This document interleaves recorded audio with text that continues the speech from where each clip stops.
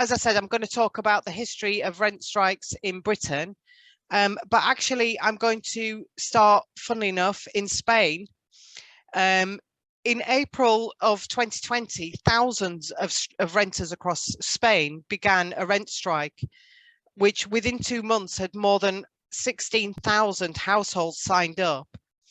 And this was mainly people affected by loss of income through austerity measures that had been exacerbated by COVID. And their slogan was simple, and I'm sure anyone who speaks Spanish is going to be appalled at what I say just now, because I'm sure the accent will be all wrong. But their slogan was "No cobramos, no pagamos." If we don't earn, we don't pay. And if anyone speaks Spanish, you can come in and correct my pronunciation as well later on. The Spanish government, as a result of this, didn't actually suspend rent as the strikers were demanding. But the rent strike campaign gave lots of people the power to win rent reductions from their landlords and negotiate new prices that they could afford. So it did actually result in quite a significant win for the people who were involved and who were able to put that pressure on their landlords. And it was probably one of the most high profile, well coordinated rent strikes that we've had in recent times, but there have been similar kind of smaller fires, if you like, breaking out elsewhere or have been threatened, including as far afield as New Zealand and Southern Ireland over the last couple of years. But Britain too has got a history of rent strikes, although the documentation of them is not very high necessarily in the sort of social record. Most recently, during the COVID-19 lockdown, college and university students across the UK withheld rent payments. And this was either because they were struggling financially, having lost casual work during the lockdown, which made it harder to pay rents, or because they objected to paying full fees for what they saw as a reduced tuition. But this action followed in quite a long tradition of student rent strikes, which peaked in the 60s and 70s. And I'm not really going to touch on that because I do think there's a bit of a difference between the student rent strikes and when people are doing it, when they're doing it from what they consider to be their kind of permanent base, a family home and so on. The earliest known or recorded instance anyway of a British rent strike goes back much earlier. And it was one that was combined with an industrial struggle. During the Great Dock Strike of 1889, a group of tenants withheld rent as part of the ongoing battle against dangerous working conditions, precarious employment and low pay. And this extended the battle to put pressure on landlords as well as industry barons. And of course, that group is sometimes the same people. Sometimes the landlords are also industry barons. So it was quite a lot of pressure for them to put in support of their demands. And that strike was successful and led to a lot of concessions from the employers.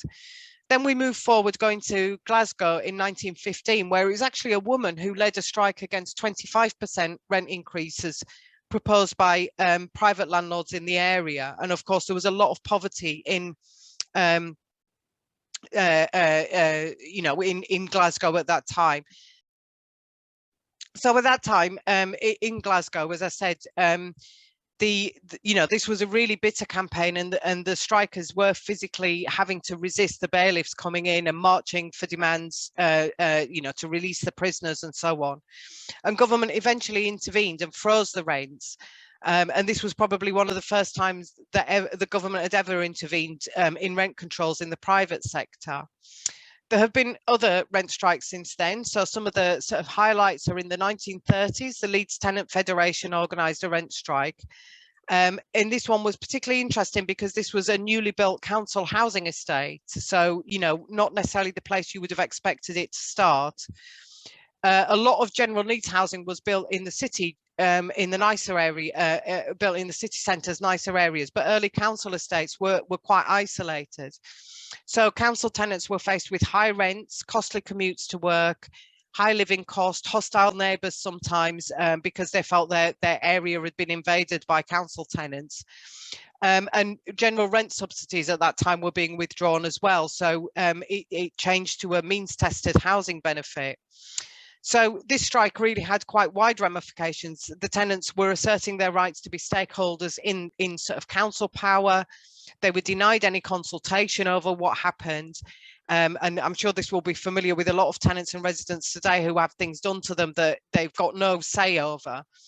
And they started taking direct action, and they turned to the courts as well, and losing in court, they took political action, and they finally defeated the councillors through the ballot box, which was quite an interesting sort of development. But the rent strike was definitely one part of a much bigger campaign, so I think is worth knowing about.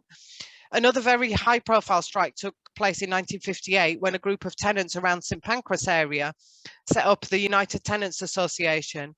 And they started off campaigning against rent increases, but then built up to a strike, which again was very strongly resisted by landlords, was very violent, and eventually the landlords invoked the Public Order Act.